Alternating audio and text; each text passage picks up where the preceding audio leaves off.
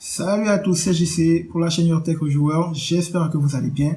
En tout cas, moi c'est le cas et c'est avec grand plaisir que je vous retrouve après cette longue période d'interruption sur ma chaîne. Et comme vous pouvez le voir, je ne reviens pas les mains vides car aujourd'hui nous allons faire le déballage d'un téléphone, le OnePlus 6. Alors là, je vais rapidement passer en revue les informations autour de la boîte. Pour ce qui est des spécifications, le modèle que j'ai ici est la version A6000 avec 6 Go de RAM et 64 Go de stockage. Et sans plus tarder, nous allons voir ce qu'il y a à l'intérieur de la boîte. Alors, je vais retirer le haut de la boîte. Voilà. Et voilà comment le téléphone se présente. Alors, il est absolument magnifique. Je vais le retirer. Déjà, le mettre de côté. Mais comme vous pouvez le voir, je l'ai dans la couleur noire. Pour le reste, nous avons ici, dans la boîte, un petit carton.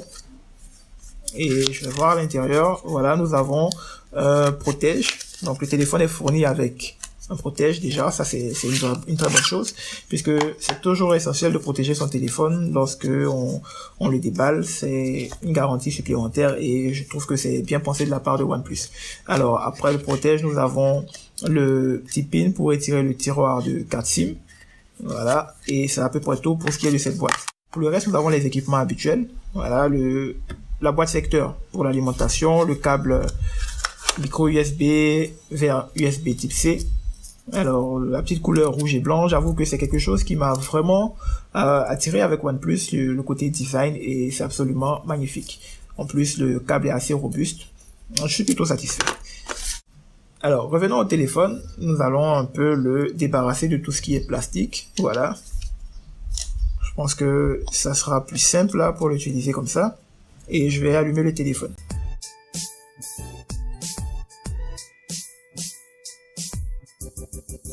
Comme vous pouvez le voir, le téléphone a fini de démarrer. Je vais baisser le panneau de notification pour que vous puissiez voir qu'au-dessus du téléphone, nous avons cette encoche, voilà, qui a quand même fait débat en 2018. C'est devenu tendance. On l'aime pas. Elle est bien présente.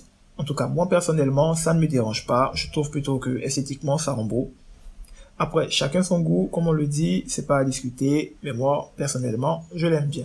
Alors, le téléphone a un écran de 6,2 pouces. C'est assez grand. Mais la prise en main, je dois dire que c'est plutôt excellent. On n'a pas l'impression d'avoir un téléphone aussi grand.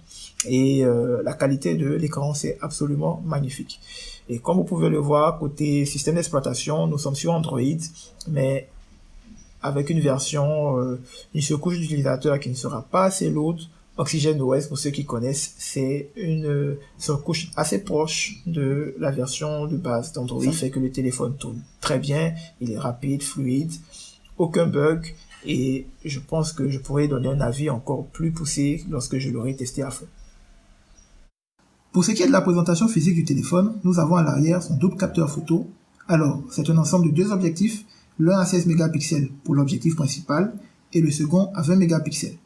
Toutefois, le petit bémol concernant l'appareil photo du OnePlus 6, c'est que le second objectif photo n'est pas un objectif capable de faire du zoom optique qui sert énormément pour le mode portrait par exemple. Vous l'aurez donc compris, le mode portrait sur le OnePlus 6 est essentiellement géré de façon logicielle. Une chose est sûre, Google avec ses smartphones Pixel nous a montré qu'avec un bon traitement logiciel, le deuxième objectif photo n'était pas du tout nécessaire. Ensuite, nous avons juste en dessous le flash LED et le lecteur d'empreintes digitales. Sur la face avant du téléphone, nous avons un énorme objectif de 16 mégapixels pour les prises de selfie.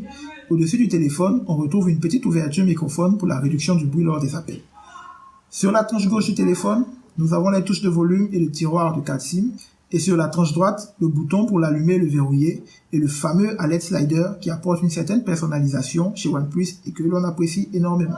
Au bas du téléphone, on retrouve le port micro USB, la prise jack, ce qui est une bonne chose, et le haut-parleur. Alors, c'est à peu près tout pour le téléphone. Et que je suis déjà fan de ce téléphone, je vais vraiment passer du temps à le tester, à vraiment voir ce qu'il a sous le capot et pouvoir vous donner mon avis très objectif sur ce qu'il faut vraiment.